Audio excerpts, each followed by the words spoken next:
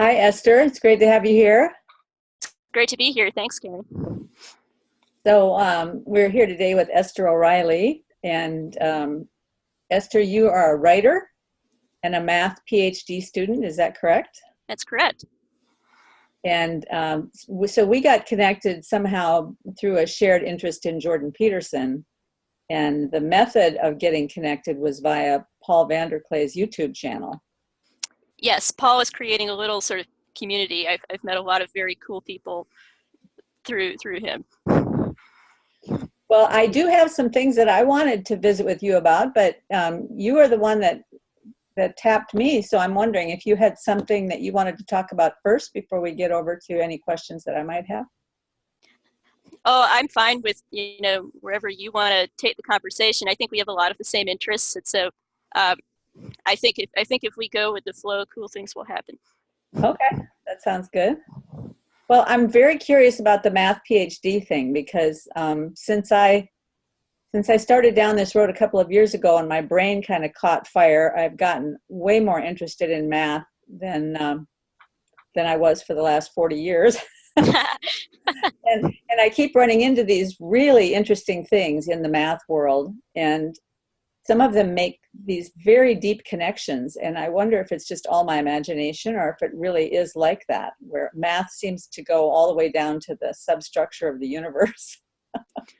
No, it's not just you. And in fact, one of the ways that I myself also became interested in math was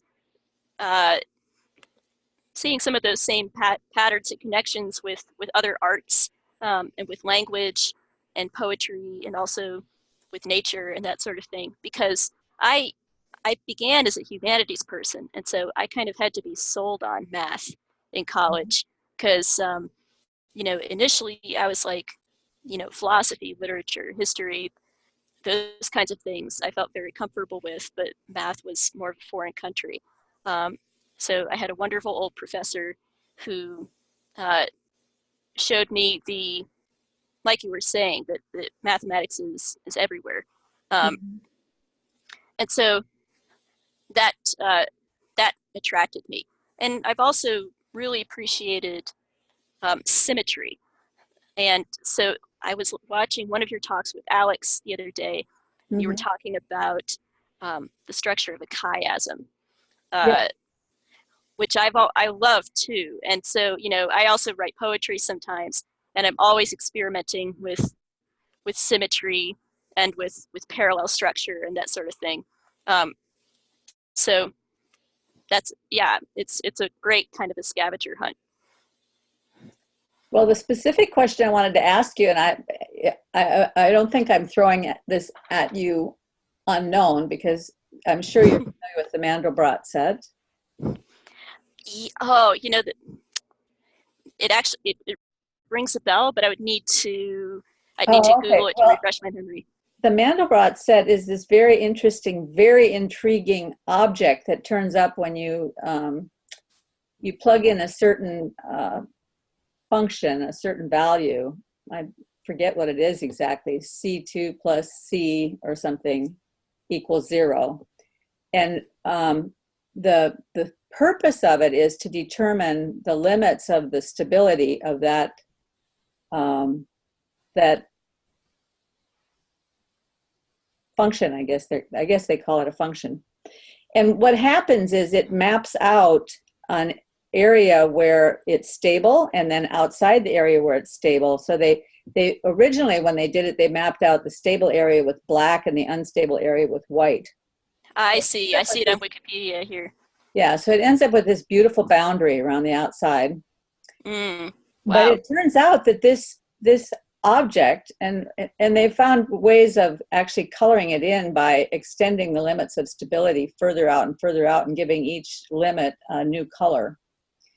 And it becomes more and more and more complex and beautiful, and it ends up looking like an LSD trip. It does. I'm seeing this little animation somebody made over here at the sidebar. Very trippy indeed. Yeah. But what's weird about it is that the Fibonacci series shows up in there. Yep. Well, that doesn't surprise me. Fibonacci shows up everywhere. Yes, well, I'm curious about that. But the other thing that's curious about it is over on the right-hand side where the large shape has a kind of an indent. On that right-hand side, you can use its connection to the axis at that point um, to identify or to calculate pi. Mm. And I kind of understand why you can calculate pi using it, because pi shows up wherever there's anything that's similar to a wave, which is actually a circle, right? Yeah, I would need to brush up on that myself to be sure that I knew what I was talking about if I tried to explain that. Yeah. Well, anyway, if you get a chance to look at the Mandelbrot set, I'd be curious about your take on it as a math PhD. What's happening? Why the Fibonacci series shows up in the little threads that extend out from the Mandelbrot set. Mm. It shows Mm-hmm. up in a very intriguing fashion, and I really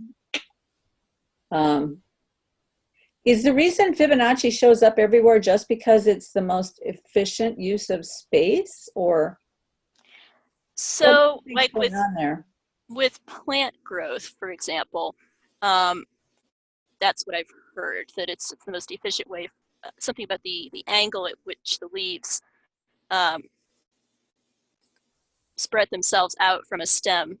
Uh, that that's how it winds up. So the golden ratio. Mm-hmm. Um, there's a connection there to efficiency in plant growth, and I would need to again. I'd have to read up more to figure that out. But yeah, I think it is like almost a sort of a divine Easter egg in Mm-hmm. a way. The Fibonacci series is um, sort of like a little signature or a little flourish of the pen, like I was here, Oh, and look, I'm also here. And here, and oh, gee, I'm over here too. It's not, Yes, yeah. So it makes me think of that quote of Paul VanderKlay when he said, "Materiality is a medium of communication." yeah, I like that idea. I think Yeah, that's interesting to ponder. yeah. It seems like God shows up everywhere if you take the time to look. So, Yeah, somebody asked me. So I don't know if you follow Adam Friended. Um, he's got a channel where he tries to sort of stick up for Christians against virulent atheists, even though he's not a Christian himself. Um, so he asked me one time, "Do you think you can prove the existence of God with math?" And I said, "Well, no. That's kind of a too broad way to try to use the idea of proof. But I do definitely think that the mathematical structure that we find in the universe is strong evidence of a creative intelligence. Um, and so it points to a God, certainly, I would say. yeah, yeah. So one of the other quotes that Paul had that I thought was really interesting because it's very concise is that reality is that which governs.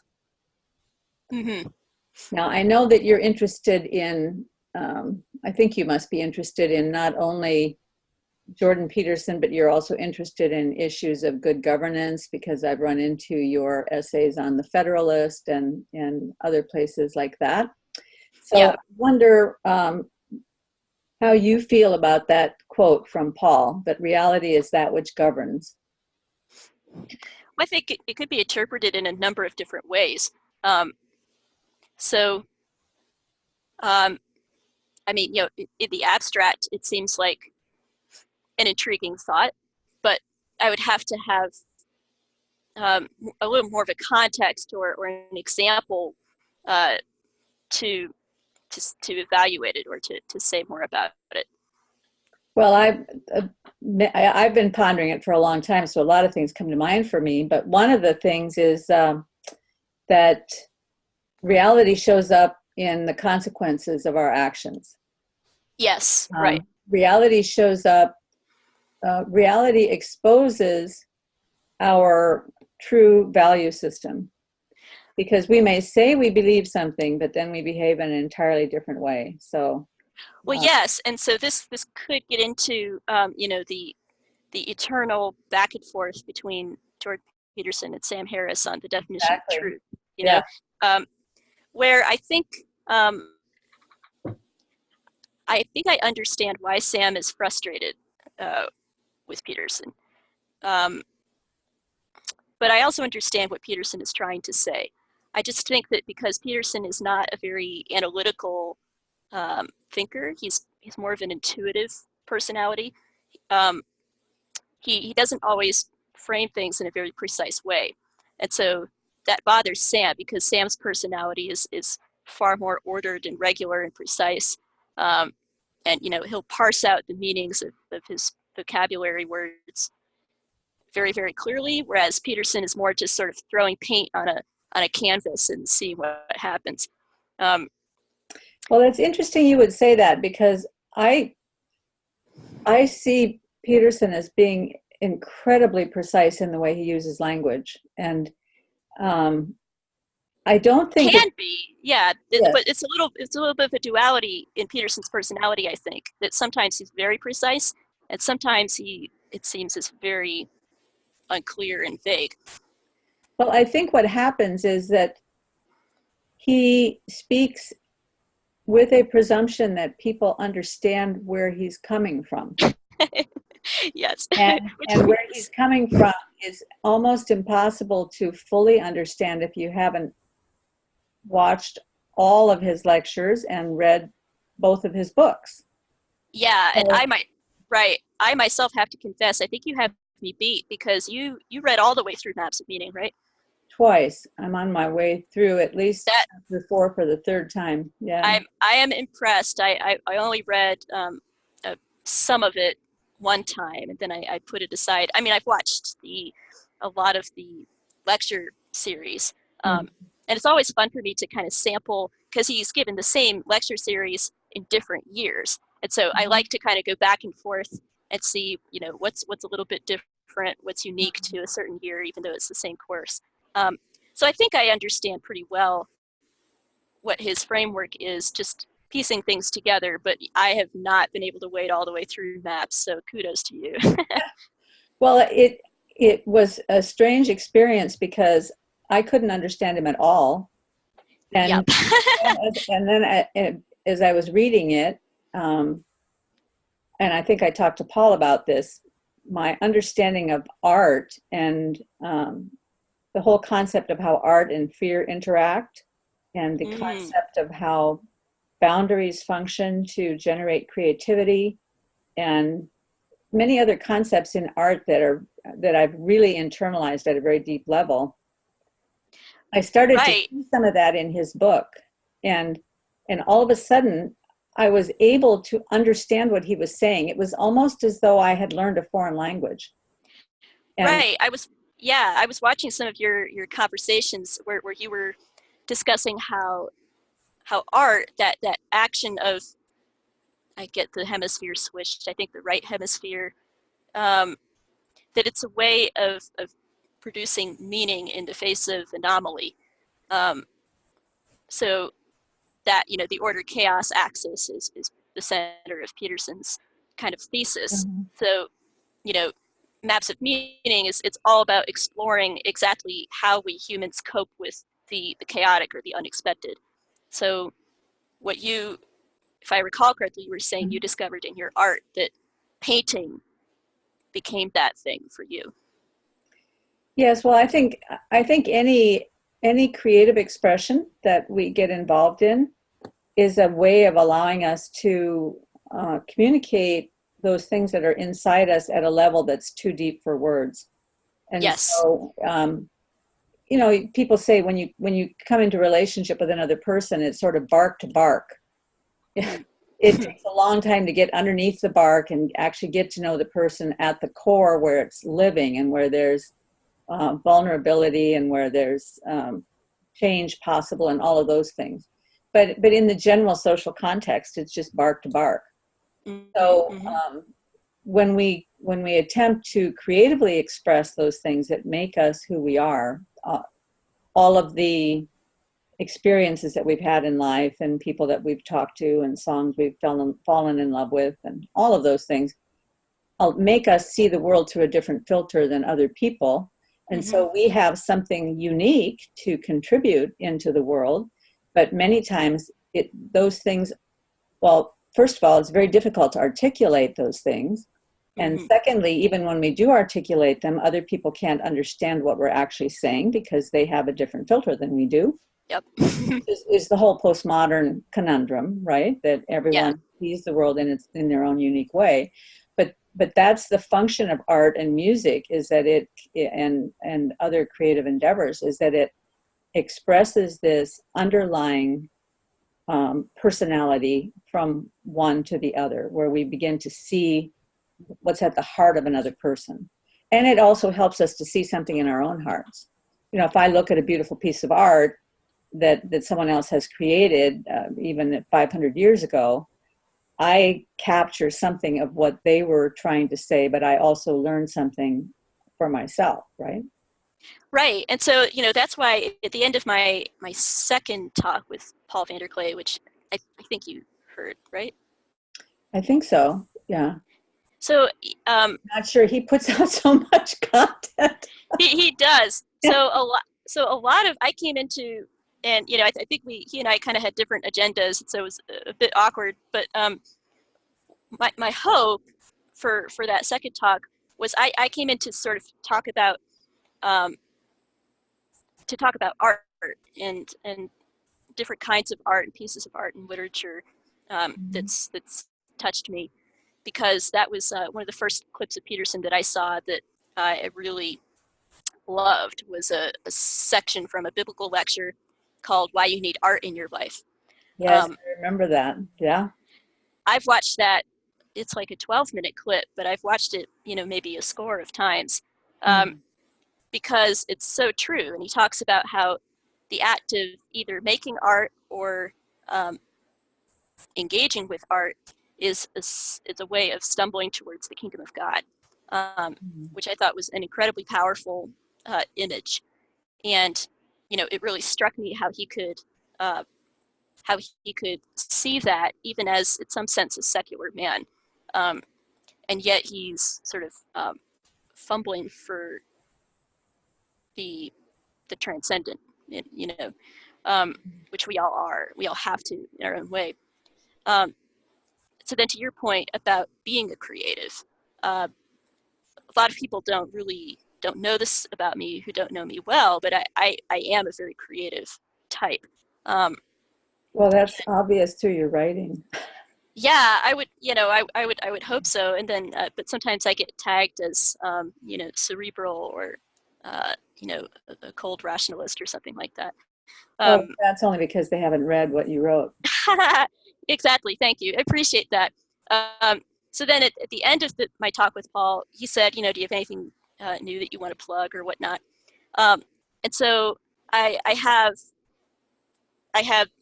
a little bit of YouTube stuff that I did before my writing really took off, where I made film projects. And I said, if people really want to understand me, one way to do that is to look at the film projects I've made, these music videos that I've created, which I don't talk about much because people don't really follow me for my film projects, but occasionally I'll sort of forlornly try to plug one on Twitter, like, hey, this is a thing I made 5 years ago. I'm really proud of it. Thank you, both of you lovely people who liked this, but I get exactly what you're saying, that's what you point to. It's like, here's how I express what I couldn't express any other way, and it transcends language in some sense. And your film projects are just wonderful. Oh, thank you. Thank you so much. And I was really just so moved by them. It brought back the movies that I had already seen, like Regarding Henry. It just brought it back full force, brought the whole movie back to me, and just the wonderful way that it had played out for me the first time I saw it. Yeah. And then to see what you did with it was just really remarkable. So. Oh, thank you. And yeah, that one's fairly popular, I think, as far as number of views, because it's a bit of a fan favorite. I really think that's Harrison Ford's best performance, because usually he's just playing Harrison Ford, you know. Mhm. But in that film, he had to express more of a range, and yeah, I love that film to death. I know it's, you know, corny '90s stuff, but it's sort of unexpectedly profound. And, you know, pretty much nobody else of my generation is really going to know or recognize that film. But I'm really glad that my mom introduced me to it, because that it's got a special place in my heart. Well, I have a strong memory of that film because the night that I went to see it, I had been watching Ebert and Roper just before I went out the door. I love those guys. Yeah, and they had both given it a thumbs down. They said it was the worst piece of sentimental pap they had ever seen. And then I went to see the movie and I thought, you guys are nuts. This thing is so deep and beautiful and profound and powerful. So they're just blind. Yeah, They're blind. totally agree. I generally do like Roger Ebert, but even Ebert nods. And so yeah, I remember like later finding his review of that, and he gave it like a 1.5 stars or whatever. And I'm like, oh, phooey. He was just wrong, you know. Yeah. I understand your comment about feeling forlorn about the things that are really important to you, because I really am enjoying these conversations I'm having with people. But when I put them out to my friend circle or my family circle, nobody watches. Oh, we're weird. We're weird because we like ideas, and we think about this sort of stuff. And you Yeah. know, a lot of people just don't make brain space for this kind of conversation, you know. Well, and the thing that's so wonderful about YouTube is that it affords me the opportunity to have this kind of conversation. How else would it happen, right? I mean, Exactly. how would I find a guy who's into geophysics in Illinois and have Yeah. conversations with him if it weren't for YouTube, right? Right, exactly. And that's the, you know, sort of the miracle of our age, but you know, also the horror of it on the flip side. Um, there's an old interview with David Bowie from the '90s, I think, where it's quite eerie because he's sort of prophesying the internet and what the internet's going to be like. And he's prophesying the two sides of the coin. Like on the one hand, he's saying it's going to revolutionize communication. It's going to be the most amazing, powerful tool that the world has ever seen, but it's also going to unleash unspeakable horrors. And now it's like, oh my goodness, he was completely right. Yeah, yeah. Well, I mean, he was a creative type, right? So he had insights that Very much so, yes. that weren't available maybe to other people. So I ran into something else that was in Maps of Meaning. It's on page 259 for those who are plowing their way through. No, there are two different like editions of it that are slightly different from each other, and it's really annoyed me because I found an older edition which had like a bunch of typos in it. And then the Rutledge edition, a lot of those have been cleaned up, but then the pagination is slightly different. And Oh, so this is probably what you're reading from. I'm going to assume is the Rutledge, yeah, or it's the new Rutledge.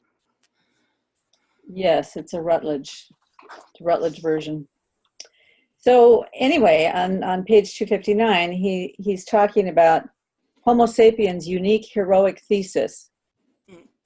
That is that the nature of experience can be altered for the better by voluntary alteration of action and thought.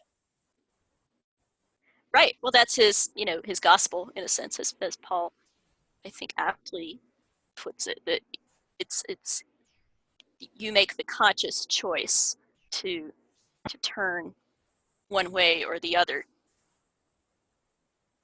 Well, when he talks about the infinite field of potential that we face every moment of every day, in essence, we create our future out of that potential.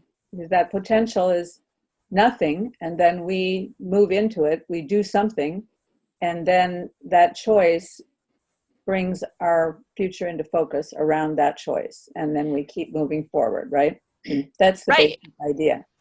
Right. But And that's, yeah, go ahead.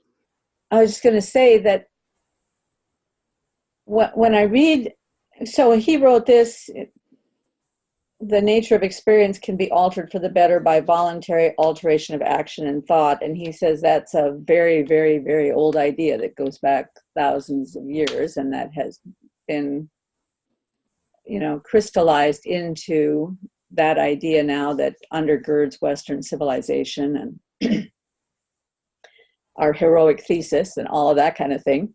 But it's also very similar to what the quantum physicists say that the nature of reality is, that everything is just a particle and a wave, and it isn't anywhere until we look at it. And then when we look at it, we concretize that into material reality. Yes, whatever that means exactly, which, I don't think they really know what it means, but well, that's the it's old exactly joke, the right? same. What that means is, I mean, if that is true, what it means is it matters what we look at, Right. right? Schrodinger's potential cat. Well, I think it's a little bit different than that, because even Schrodinger said the the um, the essence of what this says cannot be true. The cat cannot be both dead and alive at the same time. So Right. there's something missing in the theory. He recognized that there was a piece missing in the theory, because both things could not be simultaneously true. Right. And so I don't know if this whole idea of the observer came after Schrodinger or not, but I know that the idea now is that the thing changes to a particle, the wave changes to a particle at the moment it's observed. Yeah. So it's where we focus our eyes. I mean, okay, that's at the quantum physics level, which is, tiny particles. But if I extrapolate that out and say there's something that relates to that in the reality that we live every day, Yes. what I put my focus on makes a difference on how my future turns out. It's all attitude, I mean, these are cliches really, but it seems like underneath those cliches there's some sort of really deep understructure of meaning. Well, right, and that's something that Peterson will often say is it's very strange that in a materialistic context we still talk like potential is real, uh, because he'll say that we'll constantly tell each other you're not what you should be, but that presupposes that what you should be is something meaningful. It's an immaterial and yet real thing. So that's where he, you know, he'll push the acting as if, officially the philosophical structure that we parrot back to ourselves doesn't leave room for this, and yet it's how we live. So when you say the philosophical structure that we inhabit doesn't leave room for this, could you flesh that Well, out a bit more? so I mean the philosophy of materialism. So, Sam Harris's idea that we don't have free will, for example, Mm-hmm. that we're predetermined matter in motion, essentially. That's the official line, so to speak. That's the accepted philosophical wisdom. Um, but then, Peterson is saying, yeah, but look, nobody acts like that. Nobody believes that in the sense of acting on it, which is how he Mm-hmm. defines the word belief. Right. Well, even Harris cannot be acting on it, otherwise he wouldn't take himself so seriously. Well, yeah, Right? it's the whole Harris's house of cards collapses in on itself so fast. I mean, yeah. Yeah. So do you have a background in the philosophy of religion or in theology at all? Some of I, what you've written sounds as though you have some background in that. yeah, I have some philosophy background. I'm not a professional philosopher, but I'm a very interested layman. I did do philosophy as one of my majors in college, and have always just been fascinated by the different branches thereof. Um, I like to try to read some of the actual philosophical literature to try to keep myself in shape. Um, I'm really interested in epistemology, um, and also philosophy of religion, philosophy of science, um, those kinds of things. Again, I'm no expert, but I just find them very, very interesting. Well, so I'm curious because I don't have any background in any of that except what I just happen upon when I sort of follow a thread and I wander around and I pick up stuff and so I learn about a lot of different things, but not systematically in any area. But when I think about this idea of the world taking shape before me by each choice that I make, moving into the future, that it, almost as though the world concretizes in front of me. Mm. A computer guy would probably say, "Oh, it's like a simulation," right? That whatever Yeah, move the character makes, then that changes the simulation around them, and so it's sort of like you're building the world in front of you as you move forward. right. Would that be considered a heretical idea? I don't think so. I think it's just a plain statement of the way things are, I would say. Now, where you get into interesting and potentially heretical waters is when you get into the question of what God knows, and what exactly the God's eye view of all of this is. So, open theism, for example, is the idea that God doesn't know the future, um, which I would say is a heresy. Um, Well, it's nonsense because exactly. Yeah, God is I outside of agree. time. So, Tell that to all the open theists out there, because there's there's a lot of them running around. Um, so what is that part of a particular denomination, or is that just a philosophical group of thought, or what characterizes open theism? good question. I don't know if there's a particular denominational, um, if that tends to cluster within a particular denomination or not. I think Greg Boyd is an open theist. He's a fairly well-known uh, theologian, writer, thinker. Um, but so yeah, I agree with you. I think it's nonsense, but not everyone agrees with me. Yeah. Okay. Well, I guess I got to learn something about open theism. There's also so I like the idea. This might interest you if you looked it up more, but Molinism, um, I find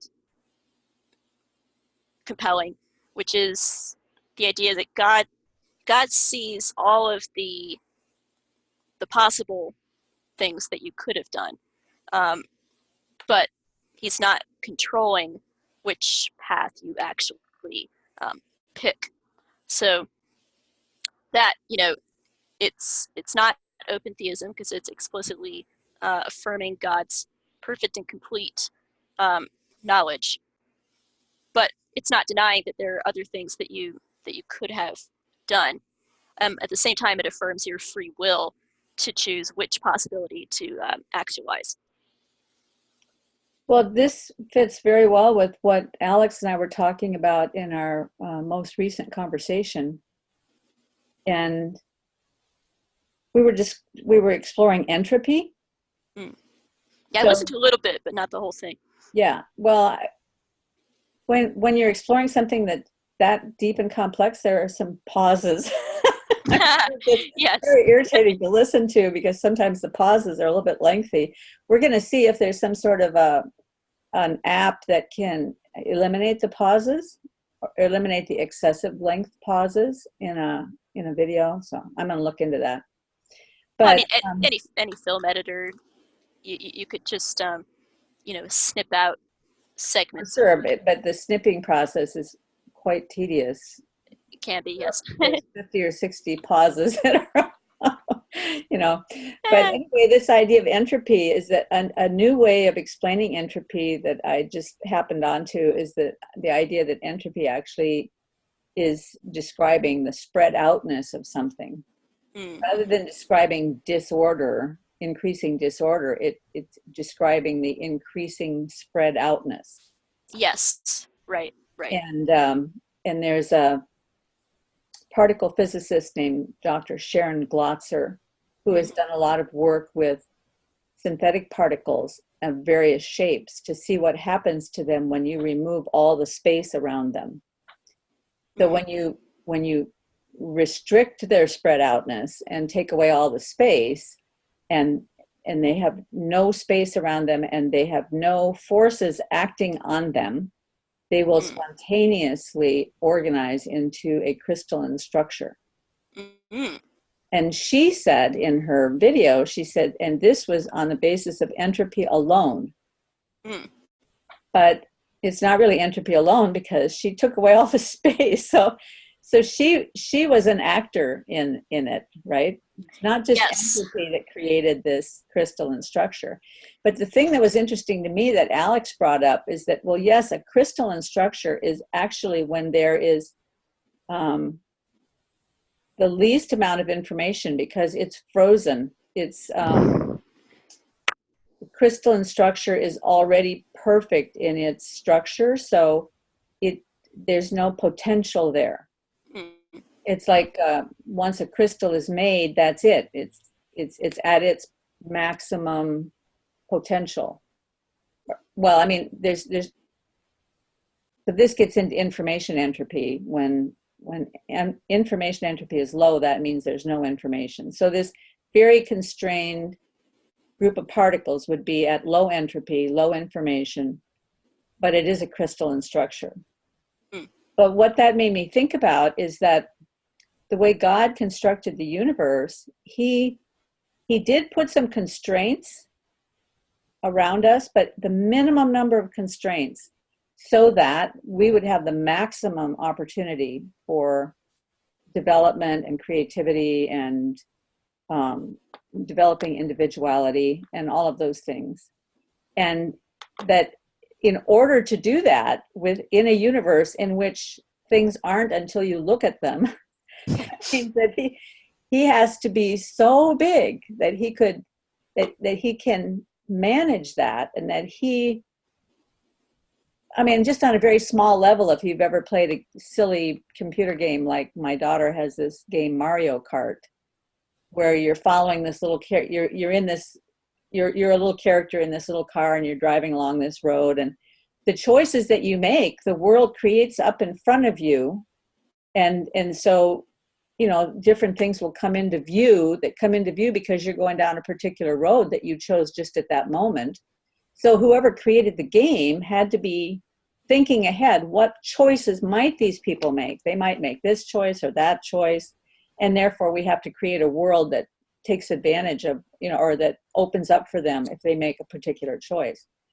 Well, God created a world that is so perfect and vast and amazing that it can open up all of the various choices that any of us could potentially make about anything, which is right.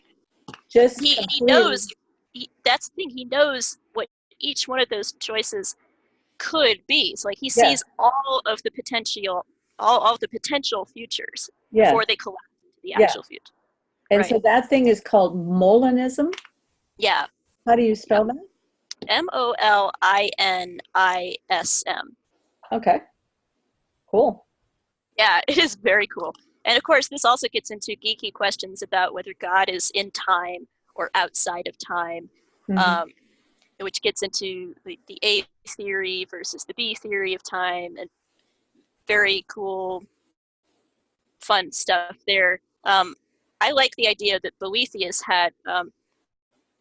Boethius was a philosopher, and I'm going to get his century wrong if I don't look it up. Boethius? Yes. Okay, 400s AD, Italian politicians, and then the emperor threw him in prison, and so as one does, he wrote a philosophy book in jail. It was called The Consolation of Philosophy. And so he imagined that philosophy was personified as a woman who came and visited him and gave him insight.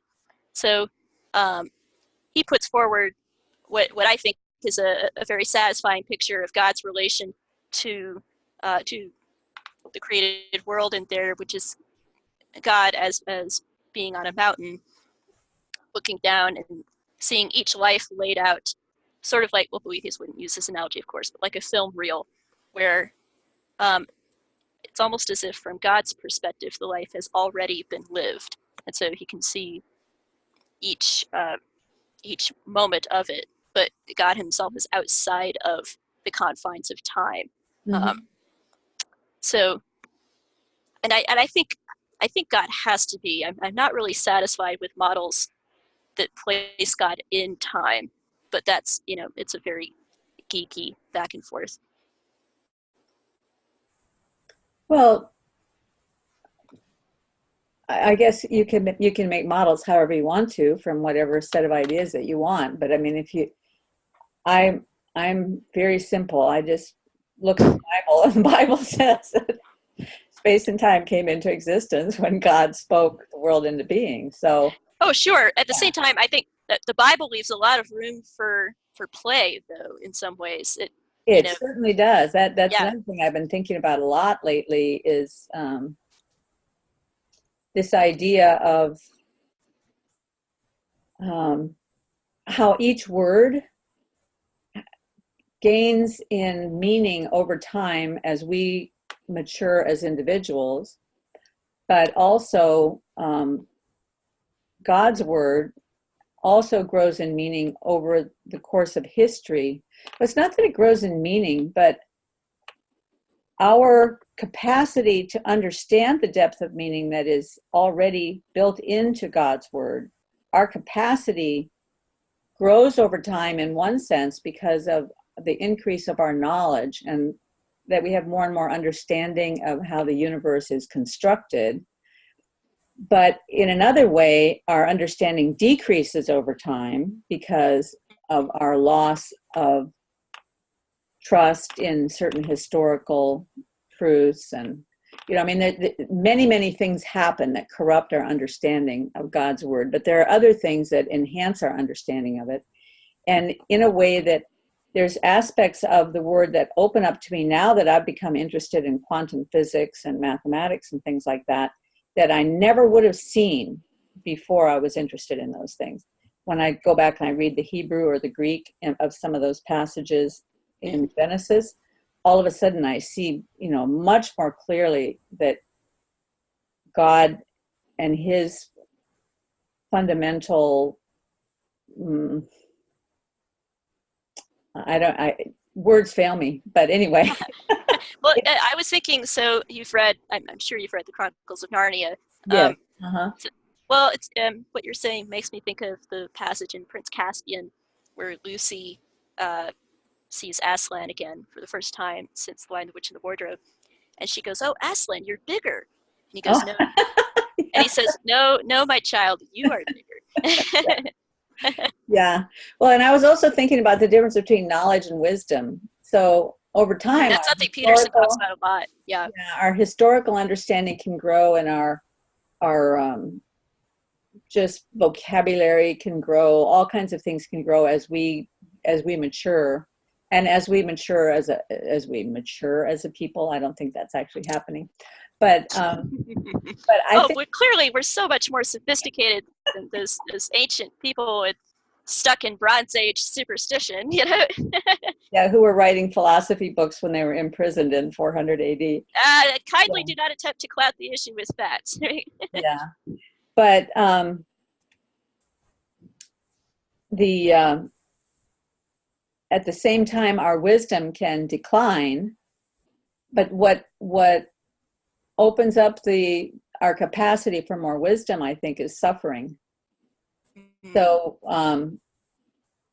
you even see an increase in wisdom globally after the Second World War, where for a period of time there was big hunger for God and big hunger for God's word. like in Japan after the Second World War, the Japanese people were actually calling the Americans and asking them to send missionaries. We need to understand more about God. And so there was a moment, there was a climate of opportunity for a moment where people's capacity for meaning had increased because of the suffering that they'd gone through globally. That is interesting. I hadn't heard that about the history of Japan after the war. Do you have a resource on that, or well, I was a missionary there for 3 years, and that was what was what people told me. So I mean, it may just be the wisdom handed down, or what's passed down. I'd forgotten about that. You've done so many interesting things. It's hard for me to keep track. but I visited in many people's homes when I was there, and some of the people, especially in some of the smaller villages, would bring out photographs that they had that their parents and grandparents had taken of them with the American military, who had come over and were helping to reconstruct their villages and helping them put things in order. Wow. And they were so thrilled to have had those men be a part of their lives. And yeah, I mean, there was one time that I was at some sort of now this, I can't remember if this actually happened to me or if somebody told me this story. You know, sometimes my memories of Japan are a little bit corrupted because of all the bad stuff that happened when I was leaving Japan. But one of the things that I remember, and I think it happened to me, was that I was at a meeting, and someone at the meeting brought up something about Hiroshima and Nagasaki. And a Japanese gentleman stood up in the back of the meeting and he said, you know, if those bombs had not dropped, 2 million more Japanese soldiers would have died, because they never would have given up, ever. And not only all those millions of Japanese soldiers would have died, but also many, many, many more Americans. So we look at those things in history and we just think, you know, how could we have done anything like that? How could that possibly have happened? But from at least one of the generations of the Japanese people, they saw that as a net positive, because although it was extremely destructive and a lot of people were lost, it could have been so much worse. It's very interesting that an older Japanese voice would be making that argument. I personally have always been opposed to the bomb. I still see it as intrinsically wrong. Even though, yes, it's certainly true, I'm sure, that all those millions of soldiers and lives would have been lost otherwise. So that's kind of my take on it. But as a sociological point, it's very, very interesting that you heard that. Yeah, and I agree. I mean, I'm not in favor of the bomb. I'm not in favor of any of these stupid wars. But there are things where life is just so complicated that if we try to just come up with some simple little solution out of our own ignorance, we're not taking enough things into account, right? Yeah, and that, our knowledge is insufficient. Well, right, and that that very broad truth that sometimes there are no solutions to a problem. That was something that I learned early on, because in my civics education, my parents gave me Thomas Sowell to read. So his book, The Vision of the Anointed, was a very important book for me, very formative. And it's always stuck with me how he puts this, that he says that there are no solutions. There are trade-offs and compromises. And so I think that's one thread of my attraction to Peterson, because Sowell will talk about the anointed vision or the unconstrained vision versus the tragic vision. And when I encountered Peterson, I saw, okay, here's a guy who comes bearing a tragic vision in some sense. Because Peterson he wants to ameliorate suffering. That's his heart's desire. He looks around and he sees people who need help. And yet Peterson has been around long enough and is wise enough to understand that there's no, kind of magic wand that you can wave to make this all happen magically and instantly. Mm-hmm. You can only do so much. Yeah, yeah.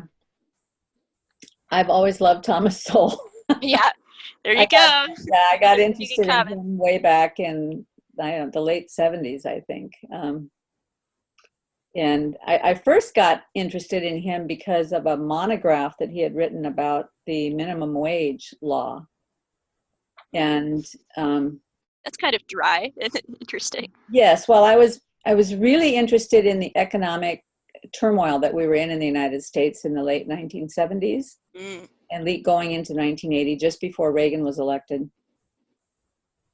And really, we were on the verge of an economic catastrophe. And I was trying to understand it. So I was reading every book I could get my hands on. And I eventually stumbled into Austrian economics, but I also, began following people like Thomas Sowell, and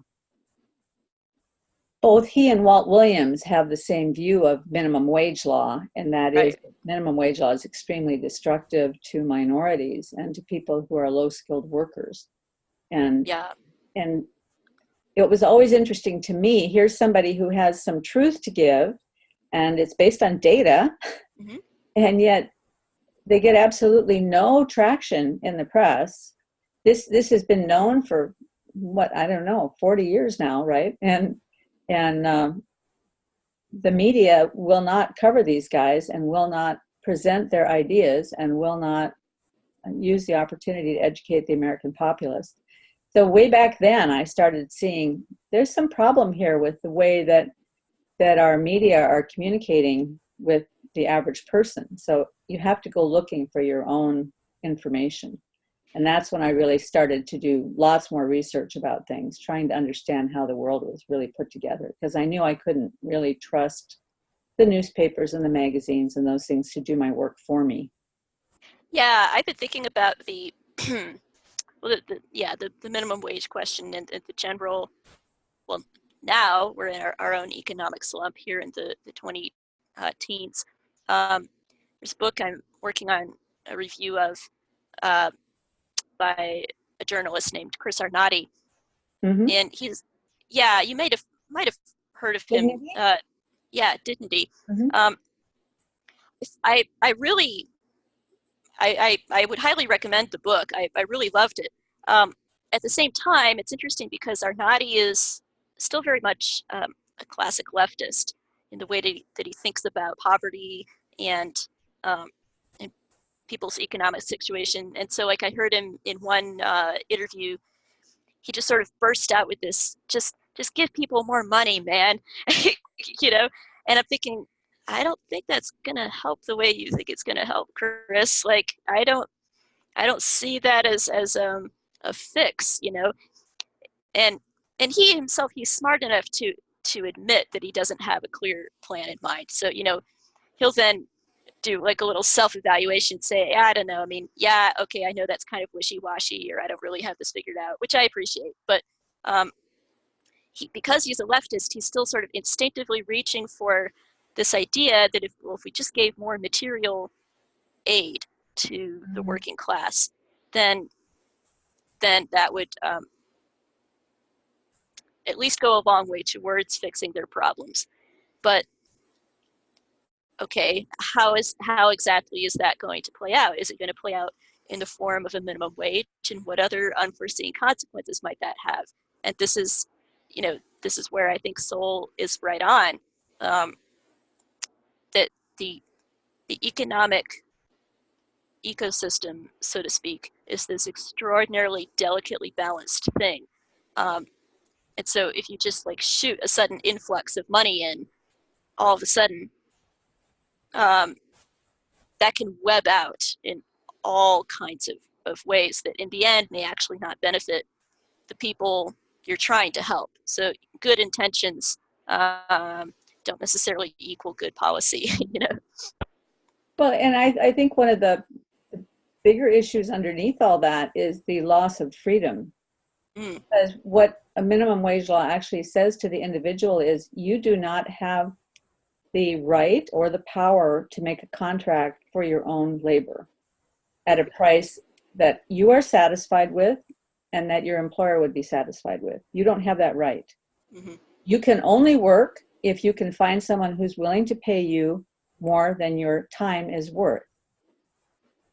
So for a person who has no skills at all, hmm if they're willing to work for a very small amount of money in order to gain skill, Yeah. then if they have the right to do that, they can go out and start doing something and they can make something of themselves. They can gain the skill, then they can go to another employer and demand more money and they'll get it.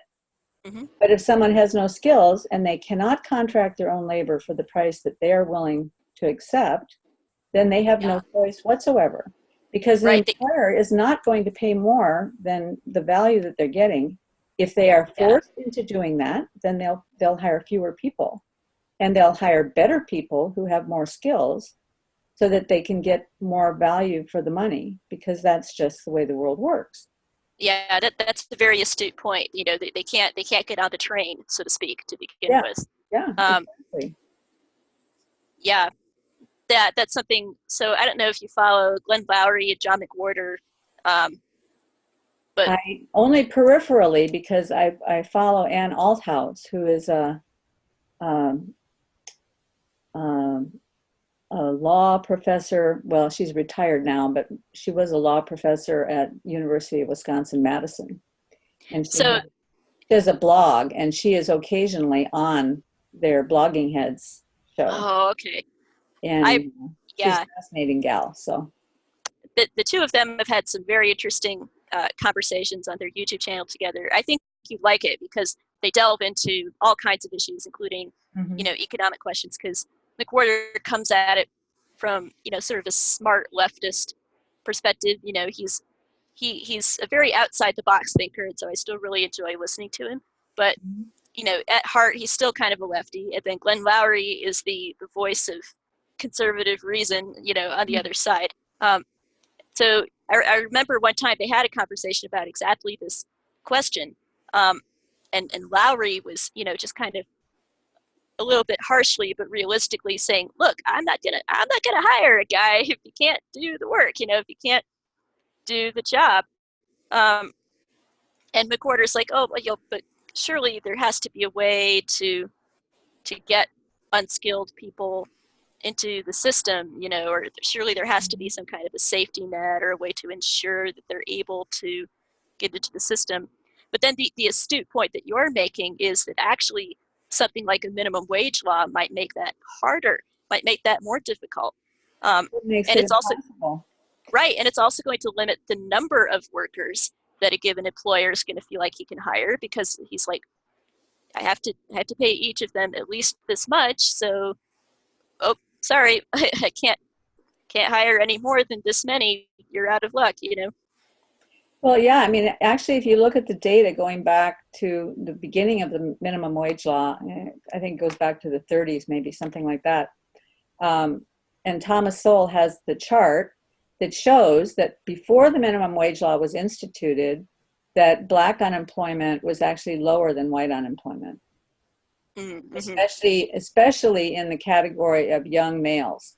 Yeah, yeah. And that the minimum wage was actually instituted at the behest of the unions, because Mm-hmm. the unions knew that if the floor was raised, then the unions could also ask for more money because, well, we're worth more than minimum wage workers, and so they wanted to put a floor in there so that they would have a better advantage in the negotiating process.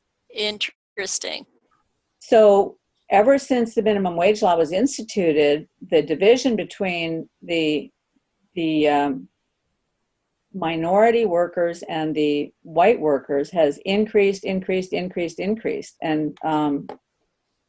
we know how catastrophic it is now. Although in the last few years it's gotten somewhat better in this country, because I know that African American unemployment is lower now than it was a couple of years ago. So there's been some improvement, but Yeah, it's a intractable problem that's gone on for a long time because it's socially so feel good. Radioactive.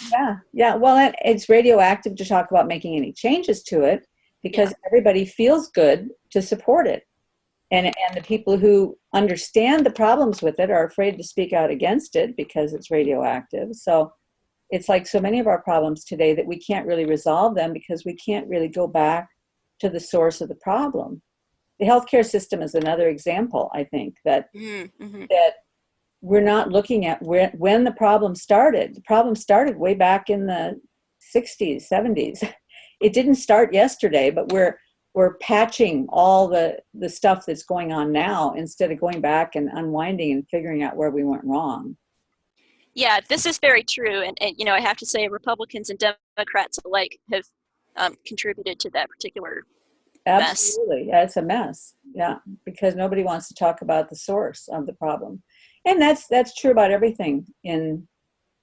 It's true about what goes wrong in our own human nature. We don't want to look at the source. You know, where does my hypocrisy come from? Yep. I want to take a good look at that, you know? Yeah, exactly. I did want to, so maybe this could be a segue. I've heard you talk some about hierarchies and Peterson's way Peterson thinks of hierarchies, and it seems like that's out of sync with more of a Christian view. If I understood your thesis correctly, I think I would want to be careful not to misread Peterson there though. So like he gave a talk once where he was talking about this, like the 10% of people who are kind of at the bottom of the rungs of society. Yes. And he's like, there's nothing for 10% of the population to do. And that's, I don't know what to do about that. It's this terrible, tragic thing that you just kind of have to sit with until it hurts you, basically. But you know, he's not putting statistics like that out there in order to push a kind of,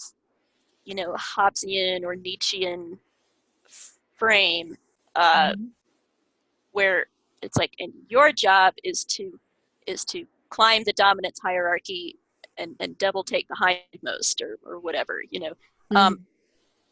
You know, he sees it as you climb up the ladder so that you can be of use to people below you on the ladder, hopefully. Right. Yeah. Ideally. No, I totally get that when he talks about that. In fact, I thought that his explanation of how the people at the top are able to stay there only when they take care of the people all the way up and down the hierarchy. Right. Because if they're not taking care of those folks, then somebody's going to take them out. And that's when you have really unstable hierarchies, right? And you know, we see this in companies. You can see it in communities. You know, if somebody corrupt gets into office, then there's going to be somebody that comes along the side and says, "Hey, let's take him out," and that kind of thing happens all the time. When I was positing my other view of, I wasn't really trying so much as to talk about a new view of hierarchy, although language gets confusing sometimes, as to point out that Christ is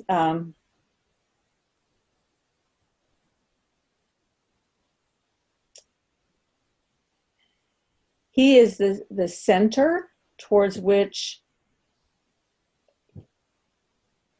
we are drawn towards that center. Okay, so it's like the asymptote is drawn towards the axis. We're drawn towards that. So which is different, I think, fundamentally different than climbing the ladder. Almost every other religion in the world has some idea that we can work our way up to heaven, that we can climb the ladder up to heaven. But in my view, Christianity is that he reaches down and takes our hand because he knows that we are not sufficient to make it on our own. which was an idea that I resisted with every fiber of my being when I was 30 years old. I mean, I remember somebody inviting me to some music thing at their church, and I went and I'm listening to this corny song. And in the corny song, they're talking, before they sang the corny song, they said, yeah, you know, and I was trying to climb the mountain on my own, and I realized that I just couldn't make it. And then I reached out, and Jesus took my hand and took me up the mountain, you know. And I walked out of that thing thinking, I don't need anybody to help me up any mountain. I can do it by myself. But within 6 months, I was singing that corny song. Right. It's still one of my favorites. Right, exactly. Well, there. So then, yeah, that's Peterson's hill that you're climbing. You know, climbing up the hill with your cross. You know, Yeah. And yeah, that's Peterson's. Well, you know, he has a number of flaws, but that's one flaw. Um, he still has to figure out that he needs Jesus to carry him up the hill. Well, I think the part that you lose then is the joy. Mm. You know, I mean, I don't know. These things are so complicated. So I like what C.S. Lewis says when he talks about that for him, God does not judge a man by his actions, but he judges him based on his actions in light of the capacity that he has already been given. So, for example, someone who grows up in a Christian home with loving parents, and they're given every opportunity in life, and yet they turn out and they're rude to people, or dismissive, is going to be judged more severely than some guy who was abused his entire life, and the very best that he can do one day is be kind to a cat. That Yeah. he makes this comparison that we look at the surface and we see, oh, this guy is usually mean, and this one time he's kind to a cat, and what is that to us? But God sees everything in us, and he sees what we've been given and what we do with that. And then of course there's this other thing that Peterson talks about all the time that I think is incredibly amazing, is the ideal is a judge. Yes. Right? Right. Which is just a very deep truth. And at least part of the way that's true is judge not, lest you also be judged. Because in the way that we judge others, we're exposing our own expectations. We're exposing our own expectations. So then that sets up our own judgment of ourselves. So when I judge somebody else for not doing something that they should have done, or doing something that they shouldn't have done, I am putting myself under that same curse of the law, because I've created that law, and yet I'm not living up to it. Yeah. So, I've exposed myself basically. So, I think all of those things make life very complicated. And so Did you listen to be judging what another person thinks, or I even forget the thread of where we were at, but Well, so it made me think, I think I can pick it up in this way. So I don't know if you listened to Peterson's conversation with Bishop Barron. I got through about half of it. But I don't remember where in the conversation, but they had actually a long conversation about properly judging people, and about the how the nature of love sometimes can take the form of a loving judgment. So Barron advancing this very classic Catholic idea that to love is to will the best good of the other. And Peterson suggests that maybe one reason why a lot of churches have dropped the ball, and why a lot of people are maybe more attracted to Peterson than to some churches, is that Peterson, with his message, offers more of a challenge. And whereas a lot of churches have a kind of an amorphous, squishy, um, lack of a challenge and a leaving people where they are um, instead of spurring them on to be better than they are. Um, and Barron agrees with that. He's not offended at all.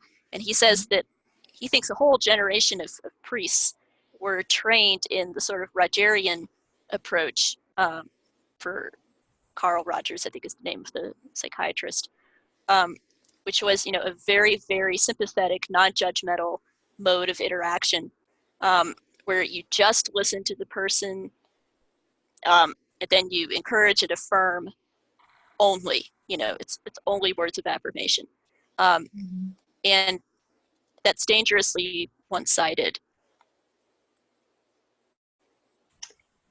Right. Well, I remember when I first became a believer, I met a woman who said something to me that has stuck with me ever since. And she said, Jesus loves you just the way you are, and he loves you too much to leave you there.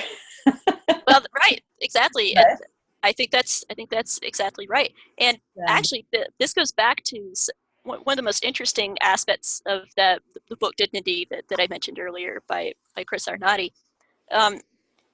is that, on the one hand, Arnott is he tries very hard to kind of fade into the background of other people's stories. He tries to just kind of present them for people to make their own evaluations without passing judgment on them himself.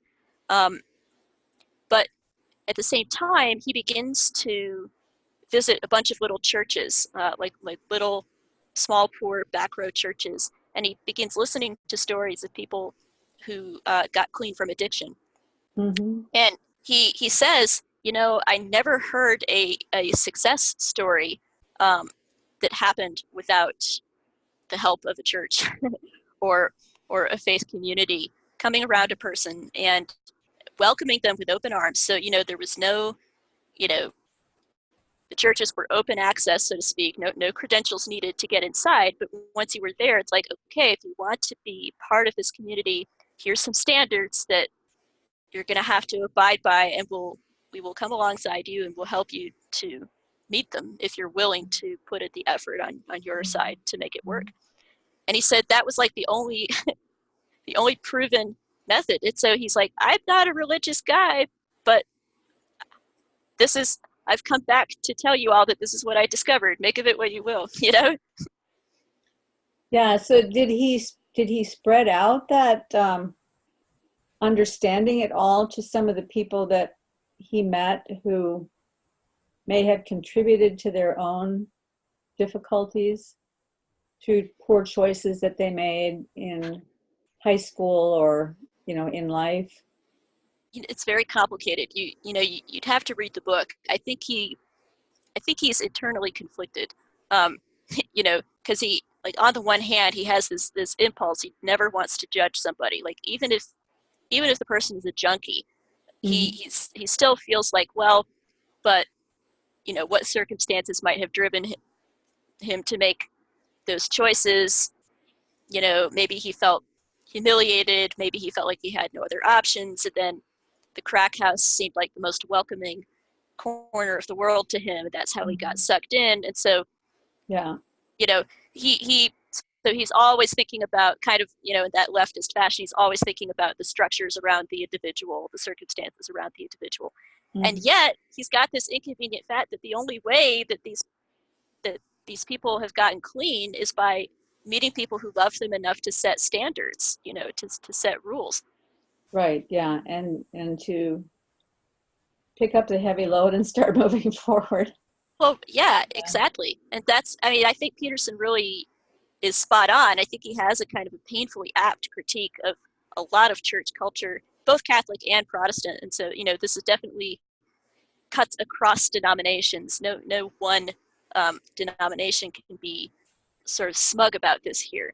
I think he's absolutely right that many churches have failed to present that challenge. Well, and I don't even want to lay it at the feet of the church. I think it's a natural human tendency to avoid that truth. I mean, I noticed it in myself a few years ago, and I had been a believer for probably 30 years before I had this aha moment one day. In some areas of my life, I'm not living my values. Mm.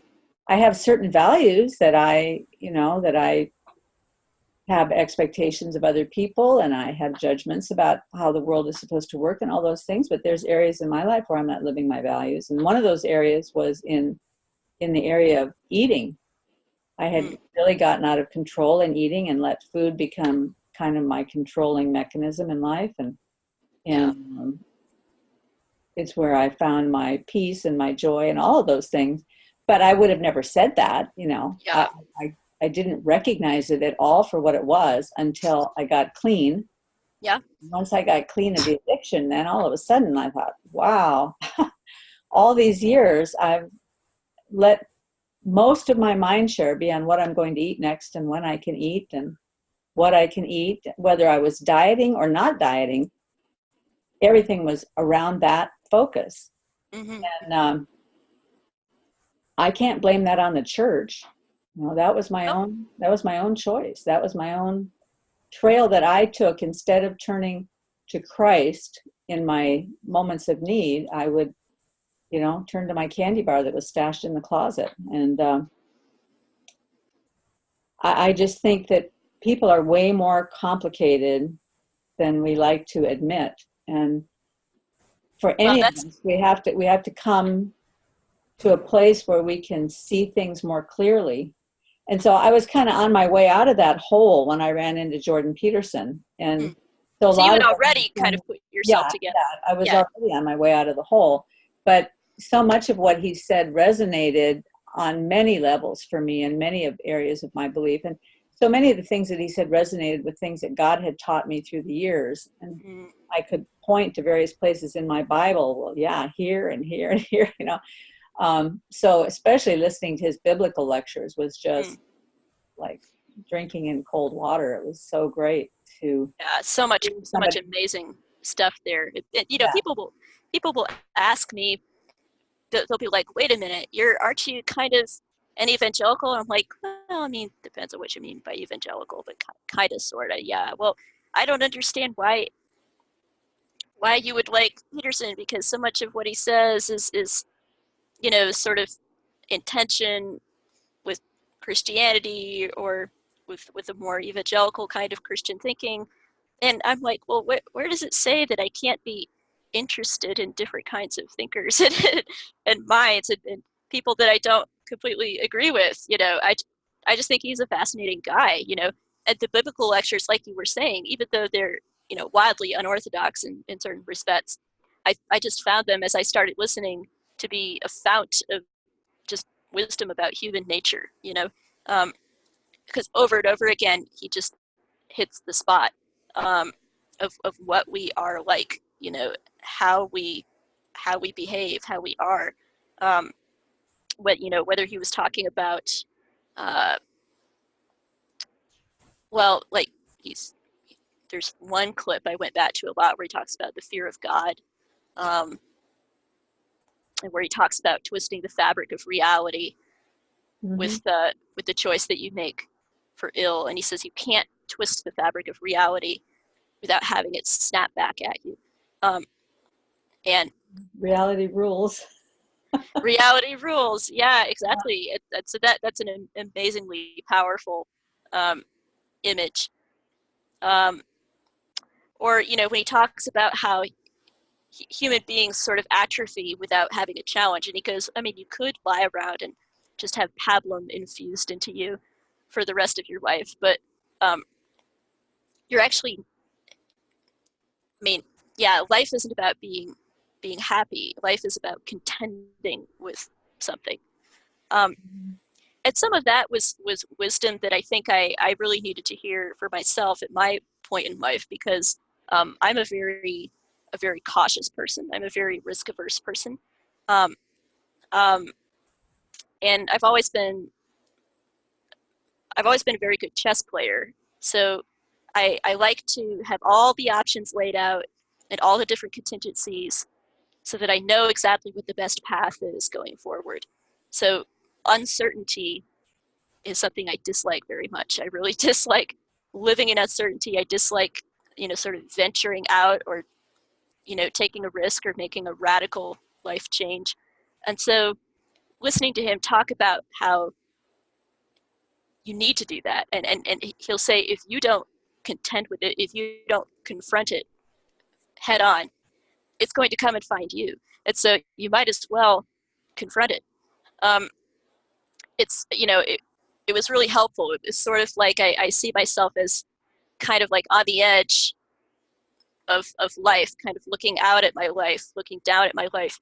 And he's the voice behind me, and he's kind of giving me a little nudge, like, go out there, kiddo. go do it. You're never going to live if you don't. Well, I have those days when I procrastinate about getting on with the painting Mm-hmm. because I'm at a place where I don't know what to do, or maybe I'm at a place where I need to start a new one and I don't even know how to start. And so it's easier to procrastinate. It's easier to clean drawers or watch Paul VanderKlay videos.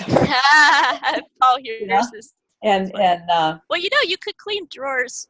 Well, cleaning drawers is a good thing, though. But I see what you mean. Absolutely. Well, that was one of the big things I did after I first stumbled on Jordan Peterson, was walk around with my headphones on, organizing the whole house. Yep. Yep. But, you listen to him while you clean your room. It inspires you, right? Yeah. But one of the things that his whole chaos and order thing really said to me was, okay, you have to go out and confront that dragon, that painting sitting there. That's your dragon, maybe full of snakes right now, but you have to go out and confront it. And that's the only path through, Yeah. And there's something about that language that just kind of gets that steel going in your spine, And, yes. Yeah, great way of putting it. I was going to say another thing, and this is something I think we have in common. Another thing that early on really grabbed me about Peterson, and was one of the things that most impressed me and inspired me to go deeper, was how well he seemed to understand suffering, and how profoundly he spoke to it at a very vulnerable level. He displayed a level of rawness combined with wisdom when speaking about suffering that it's unique. I haven't really seen it in anyone else, like Christian or non-Christian. It's just his own very particular way of speaking to it. And speaking as somebody who myself, I've gone through some things that, kind of grew me up quickly, some very sad, dark things, in some ways ongoingly sad things in my life that I just have to work through and deal with. And so hearing him talk about that in his own life, it felt like, oh wow, I found somebody who understands. I found someone who knows what this is like. And it was, I don't know him, he doesn't know me, but it was like listening to a friend or a companion who could, in some sense, be an understanding voice in that, where it's like, let's just be honest. Let's just admit that. Now, I disagree with him that life is suffering, and there I think you're spot on that that's too much. But life certainly can be composed of suffering to a great degree, and life can be difficult to see the meaning in suffering in the moment while you're living through it. Yeah, and that's something Christians have a hard time admitting, because we always want to be able to see the meaning right away, but we can't always, and that's why we need an eschatology. Well, yeah, and we want to see the meaning in it right away because we want to offer some what we misattribute as comfort to the person who's suffering, when in actuality that's the worst thing you can do, is to offer them some pat answer. Yeah. This is why this is happening to you. Well, that is not helpful. Nope. but we do that because we can't handle the pain. I mean, I don't want to be associated with that person's pain, so I'm going to try to fix it for them so I don't have to feel their pain with them. Oh, no, there is a psychologically astute comment. Yeah, yeah. Well, I mean, it's just, that's just, I'm just reflecting on myself. I know Oh, that, yeah, it's true. Yeah. I run away from it, especially after I went through a lot of stuff. For a long time after that, I really would run away from other people's pain because I just couldn't handle anymore. You know, I just couldn't handle it at the moment. And it probably took me 10, 15 years before I got to the place where I could willingly go back in and try to walk alongside somebody who's really struggling through difficult things and really be there for them. And I judged myself a lot during that time. Like, how can you run away from these people that, you know, really need somebody? But, you know, we do what we can, I guess. I just God we'll have understands. a limit someplace, you know, and Yeah, yeah, but I mean, nothing is wasted in the end. yeah, that's for sure. I mean, and I find now that there, when I am helping somebody who's really suffering, really in a difficult place, I can just be real with them, you know, and I can listen and I can cry with them, Yeah, and I wasn't capable of that before. So I know that something fundamental happened in me. yeah, yeah. Well, that could be a great note to end on. I don't know if you had another question to throw my way or No, topic that I got. think that sounds like a good place to, and maybe we'll talk again one of these days. Yeah, definitely. There's definitely other things that I had in mind that would make great topics for another talk. So pretty sure this won't be the last convo that we have. You care to share what the other topics are so I can be thinking about them? Oh, well, so you sent me uh, this video that I'd found on mathematical challenges to Darwin, um, which is something that I independently am also very interested in. And so it had David Berlinski and Steve Meyer and David Galerter Yes. uh, talking with the Hoover Institute. That is a very rich, very fun topic, and I actually have a copy of the monographs um, from this symposium that they were talking about in the 1960s, where Oh, wow. the computer scientists came together with the biologists and had a big sort of showdown where the computer scientists were saying, look, we don't think this is working, and the biologists are like, well, you don't understand. No, we don't think you understand. And it was this wonderful sort of shouting match, but it was all transcribed and written down and printed. But now you can't actually buy it anywhere. You'd have to go hunt it down in a local school library or something like that. But fortunately, I'm close to a school library where I was able to do that. But that could be, there's a preview of coming attractions. That could be something we get into more next time. Yeah. And are you also familiar with Dr. James Tour? Oh yeah, very much. Yeah, I love his work. Yeah. Okay. Well, let's do that next time then. So Sounds awesome. great talking to you, Esther. So great talking to you too, Karen. Thanks so much. Bye-bye. Bye-bye.